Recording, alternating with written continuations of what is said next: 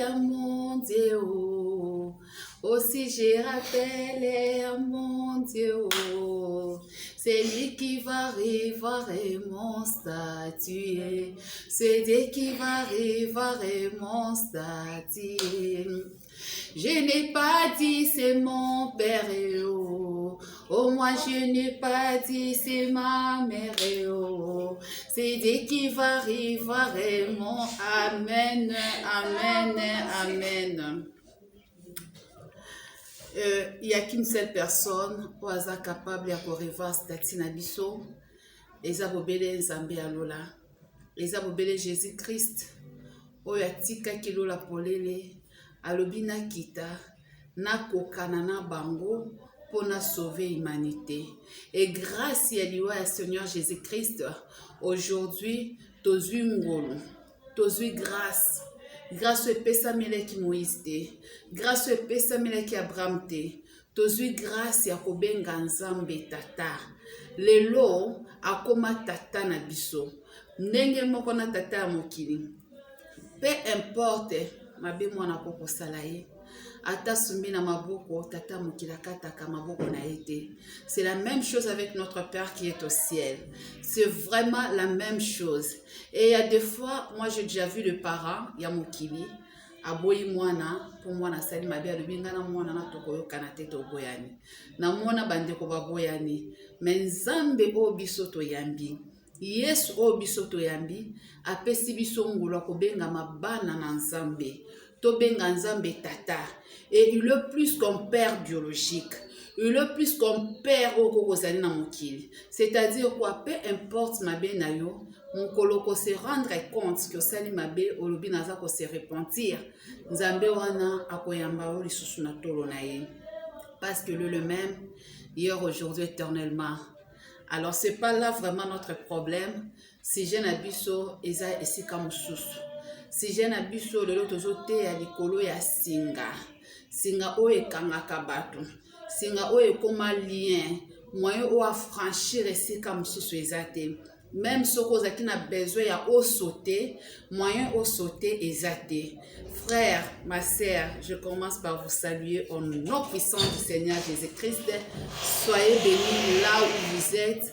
Kimia Nzambe zaliko na bino. Jésus-Christ alinga kota na Jérusalem atindi ba ekona ye. Alobi bo kende kozwelanga mwana meme bokokuta ye na singa. Bible langue lobi ete mwana meme wana cheval wana bazali kokende kozwa plutôt awumela kitango mulai na singa. Singa wana ezaki na mulai nango. Donc même soka moni matiti ya bien liboso ako kende te. Pourquoi? Parce que singa ezaki ko limité ye. Moya kende liboso ezate, moya zonga sima penza ezate, azaki kolia kaka esika wana. Soki pe sika na biloko kolia ezate moyen akende koluka biloko mosusu ezate parce que il était lié. Mais Jésus-Christ atinda lobi allez-y. Boye bisana kolo mwana mpunda wana ke mokonzi asengeli na ye. Mwana mpunda wana azalaki délié. C'est la même chose avec nous des chrétiens aujourd'hui. Tokomi na ba lien ebele. Eza na makambo ebele o eza ko limiter biso. Eza na makambo ebele o ekoma singa. Bible nange lobi ba koko na biso basalaki lisumu.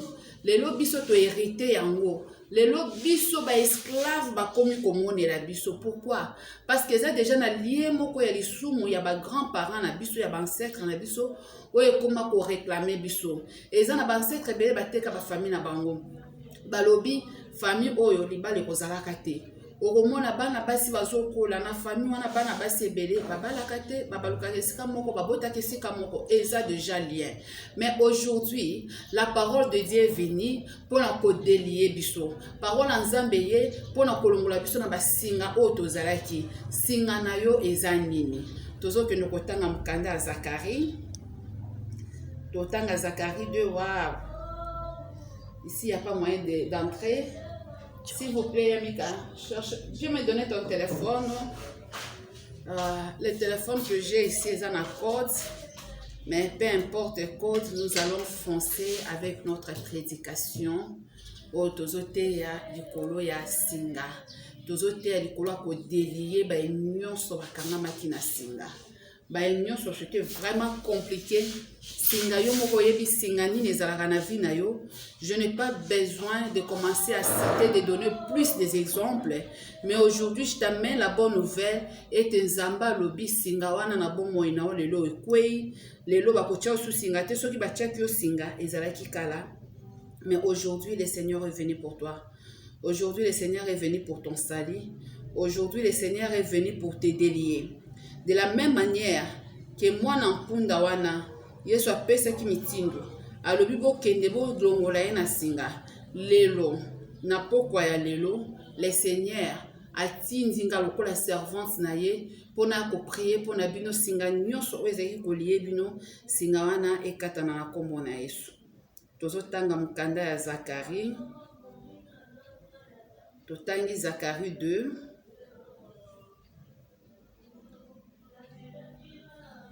Tobandi Zacharie 2 verset 1 tozotanga tosuka na mona 5. Bible nange lobi boye. Je levai les yeux et j'ai regardé. Et voici, il y avait un homme tenant dans la main un cordeau pour mesurer. J'ai dit, où vas-tu? Et il me dit, je vais mesurer Jérusalem pour voir de quelle largeur et de quelle longueur elle doit être. Et voici l'ange qui parlait avec moi s'avança et un autre ange vint à sa rencontre. Il lui dit, cours, parle à ce jeune homme et dit, Jérusalem sera une ville ouverte à cause de la multitude d'hommes et de bêtes qui seront au milieu d'elle. Amen. Zacharie alobi aza na kati ya vision. Amoni azoswana mwana mobali moko asimbi singa. Zacharie atuni ozokende wapi? Alobi nakei na mesure pona kanga. Azoya na singa po a mesure molai na munene o Jérusalem ekoki kozala nango. Alobi nazokende kotia ndelu na Jérusalem. Ndeko nanga eza na bato ebele batiela ndelu na vie. Bandelu musu pe tokutana na vie eza par rapport ya tambole na biso mabe liboso ensemble. Ozo tambole tambole moko mabe ekomi ndelu liboso ya vie na yo moyen omona lumière ezate. Moyen okende liboso ezate. Masumu pe tiela biso ndelu. Ba famille pe batiela biso ndelu. Bandoki pe batiela biso ndelu. Banganga kisi pe batiela biso ndelu. Alobi nazo kende pona mesurer Israël natala mulai o Israël eko kozanango largeur na yango na longueur na yango na kanga yango.